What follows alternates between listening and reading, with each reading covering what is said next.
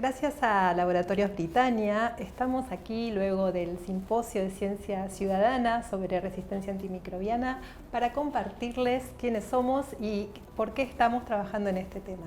Bueno, arranco yo entonces. Dale. Mi nombre es Maximiliano Castro. Primero que nada, nosotros conformamos parte del grupo de epidemiología global dependiente de CONICET. Y bueno, en lo personal soy especialista en clínica médica, residente de infectología. Y bueno, y nos conocimos a través de diferentes provincias. Al principio era todo virtual. Mi nombre es María Ángeles Bisús, soy bioquímica, trabajo en el laboratorio del Hospital Italiano y bueno, los conocí a ellos a través de la invitación para sumarme a este proyecto de resistencia antimicrobiana a nivel de la comunidad.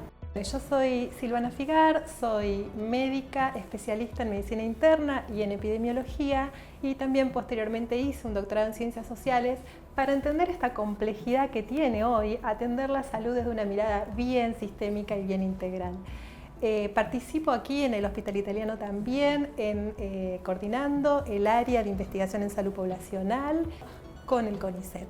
Así que en esta primera etapa nos interesa mucho compartir que este esfuerzo, que no es solo de nosotros tres, sino de un equipo de casi 50 colaboradores, permitió enviar una propuesta para ser financiada por la Agencia de Ciencia y Tecnología del Ministerio de Salud de la Nación y del financiamiento que en Argentina es muy necesario para poder llevar adelante lo que ahora les vamos a compartir, que es poder medir cómo impacta un montón de situaciones del contexto en la resistencia antimicrobiana y no solo lo que genera una institución de salud a la hora de preocuparnos para disminuir este tema, que es muy importante, ¿no, Maxi? Sí, sin duda esto surgió a través se fue construyendo en los últimos años. La verdad que para mí conocer a todos los integrantes de este grupo creo que nos nutrió a todos. Empezó como la problemática puntual de querer conocer cuál era el impacto de la colonización por gérmenes multiresistentes en la comunidad, qué grado de cuánta resistencia hay colonizando a la gente. ¿Y cuál fue tu estudio que dio motivo a que nos encontremos? ¿Cuál es tu tesis doctoral, Maxi? Bien, inicialmente, bueno, surgió, ¿no es cierto?, en comunicación. Al principio mi tesis doctoral arrancó queriendo conocer la frecuencia de colonización y desarrollar métodos rápidos para la detección de la colonización por microorganismos multidrogoresistentes en el entorno hospitalario. Si bien la verdad que a mí me abrió totalmente la cabeza, me ayudó a conocer un montón de personas y generó un cambio en el hospital donde yo trabajaba, que es el Hospital Iturraspe de la ciudad de Santa Fe. La verdad que lo que nos empezó a jugar, charlando en el Consejo de Epidemiología de la Sociedad Argentina de Medicina, lo que nos empezó a jugar es esto: bien, perfecto, empezamos a trabajar en los hospitales, identificamos que hay una alta tasa de resistencia en los hospitales. ¿Esa resistencia de dónde viene? Bueno, empezamos a ver que el problema quizá no iniciaba en los hospitales, sino que iniciaba en la comunidad, y cuando empezamos a buscar, la realidad es que había datos a nivel internacional y algo de datos locales acerca del grado de colonización en los pacientes hospitalizados, pero en Argentina no teníamos datos. ¿Cuántas personas estaban colonizadas por nuestro trabajo en particular, microorganismos productores de beta-lactamasa de espectro extendido, que es hoy en día, digamos, dentro de la comunidad el máximo nivel de resistencia en bacilos gram negativos? ¿Y vos qué viste, María Ángeles, acá en el Hospital Italiano en relación a la resistencia antimicrobiana intrahospitalaria? Hoy tenemos una problemática a nivel hospitalario en donde tenemos una resistencia a los carbapenemes, que son los antibióticos que más se utilizan a nivel hospitalario, pero también, hay muchas veces que nos ocurre que vienen pacientes, no de otras instituciones, sino pacientes que creemos que son de la comunidad y que rápidamente presentan o adquieren mecanismos de resistencia a los carbapenemes. Entonces, creemos que esos mecanismos, esos genes, ya están a nivel comunitario. Sabemos que la Organización Mundial de la Salud está preocupada por este tema porque, digamos, involucra no solamente, las personas están en contacto con múltiples fuentes en donde el suelo tiene antibióticos, producto de que nosotros volcamos en los residuos cloacales los antibióticos, digamos, ya sea a nivel hospitalario o también a nivel domiciliario. Un paciente que sale de internación y va a su casa está en torno de un ambiente familiar y esas familiares pueden adquirir estos mecanismos de resistencia. Entonces, la problemática se extendió más allá del ambiente hospitalario y tenemos que estar atentos cuando los pacientes ingresan al hospital. Te pregunto, María Ángeles, en los años que tenés de carrera, ¿vos sentís que en algún punto hubo una época de calma en resistencia antimicrobiana? Es decir, no había nada nuevo, no había pasó una década sin que hubiera nuevos mecanismos, o siempre vos actualizándote porque había algo nuevo? Siempre hay algo nuevo con las bacterias, porque las bacterias nos anteceden y siempre se estuvieron expuestos a sustancias químicas que liberan otros microorganismos, por ejemplo los hongos, y entonces ellas tienen que defenderse y generar mecanismos de resistencia. O sea que siempre nos ganan a la evolución de lo que nosotros podemos hacer con nuevas terapéuticas. ¿Y desde cuándo que las terapéuticas están yendo muy atrás, corriendo atrás? ¿Hace cuántos años? Y, digamos, hubo muchos años en donde no hubo producción de nuevos fármacos, y lo último que teníamos como rescate eran los carbapénemes. Hoy, gracias a Dios, hay nuevas drogas en el mercado. También esas drogas no están disponibles en todos los hospitales, en todos los centros de salud, ni en todos los países del mundo. Y Maxi, el Lancet, que compartimos la otra vez, que habló pronosticando para el 2050 que tenemos un tema en puerta. Sí, nosotros venimos ya desde 2016 que se viene hablando de que para 2050 vamos a tener alrededor de 10 millones de muertes anuales a nivel mundial atribuibles a la resistencia antimicrobiana.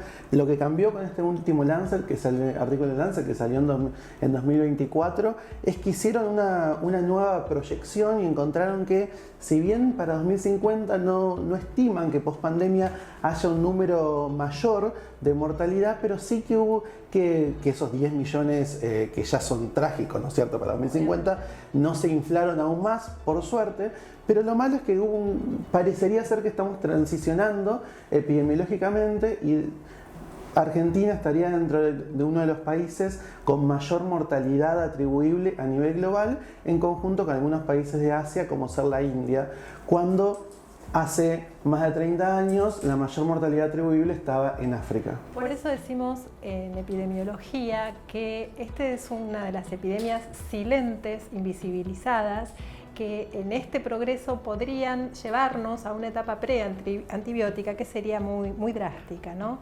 Sin embargo, esta mirada de clausura, y entonces ¿qué hacemos sin antibióticos aumentando? Argentina como un sinónimo de país subdesarrollado, primeramente sufriendo estas consecuencias, hay por suerte una postura que dice que esto es muy rápidamente reversible. Y la manera es adoptando el enfoque de una sola salud. El concepto de una sola salud se ha ido entendiendo. Esto quiere decir que somos un sistema en interdependencia, en relación muy directa en todo lo que afecta al sistema. Probablemente si podemos empezar a caminar una relación más cuidadosa en el entorno a las bacterias, sacar antibióticos de la forma de producir nuestra actividad humana, disminuir el uso de pesticidas que también dañan la microbiota, y hoy es un tema súper novedoso en el campo de investigación porque somos un holobionte, ese concepto de que no somos solo seres humanos, sino también toda esa microbiota que tenemos, nos empieza a permitir salir del enfoque de combate, ¿no?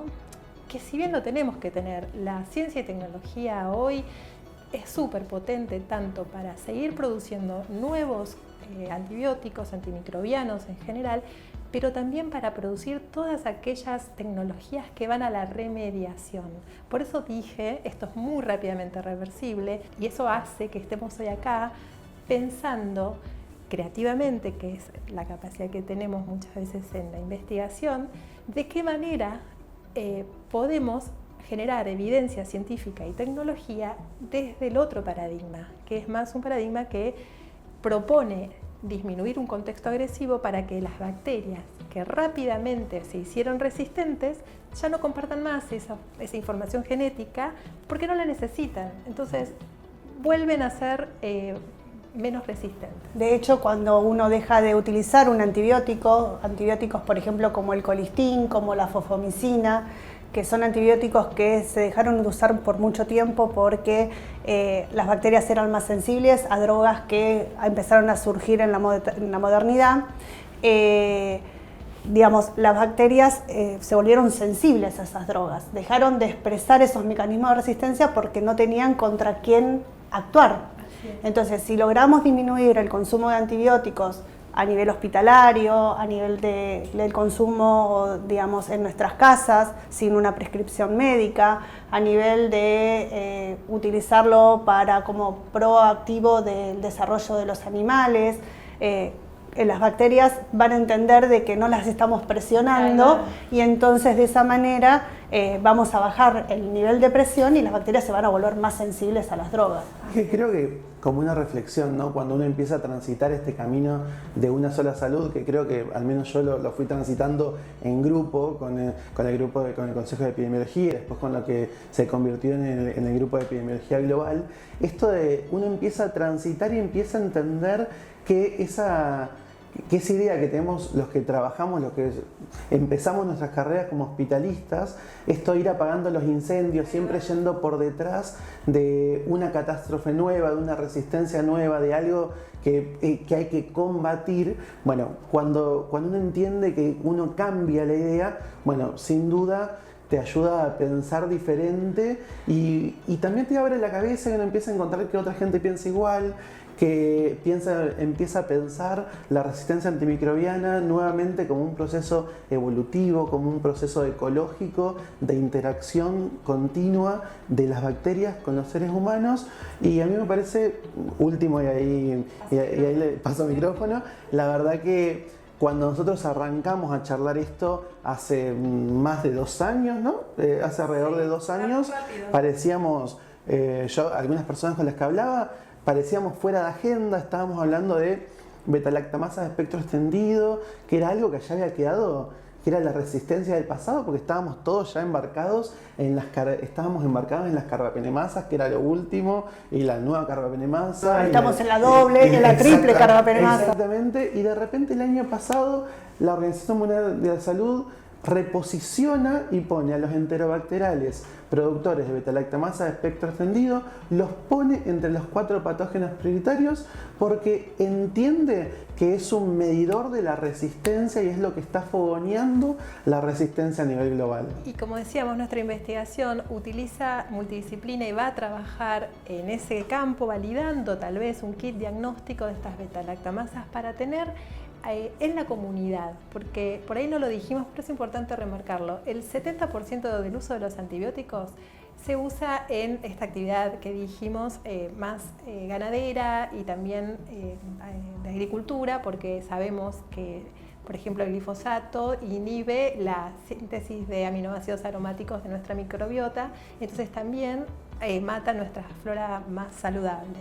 Y eso, como sabemos, en el equilibrio de los nichos bacterianos es una posibilidad para que desarrollen bacterias, digamos, que no son más patógenas, beneficiosas para el cuerpo. Ahí va. Entonces creemos que cuando él dice empezamos a cambiar, que hay que dejar de luchar, es ¿qué podemos hacer a nivel individual? ¿Qué le decimos a nuestros pacientes en el consultorio ambiental?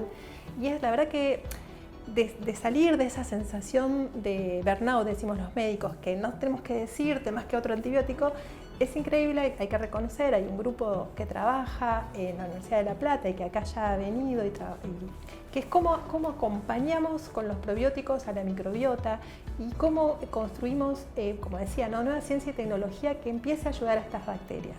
Y la la mejor manera es la diversidad alimentaria en consumo de alimentos de agroecología. Eso lo vemos. Aquellas personas que empiezan a alimentarse de manera diversa, sin agroquímicos y sin antibióticos, esto tiene evidencia científica, sus bacterias le piden esa comida. Ojalá con estas difusiones logremos que nuestro PICT finalmente, y el de muchos otros, por supuesto, compañeros que investigan, sea financiado por Ciencia Argentina.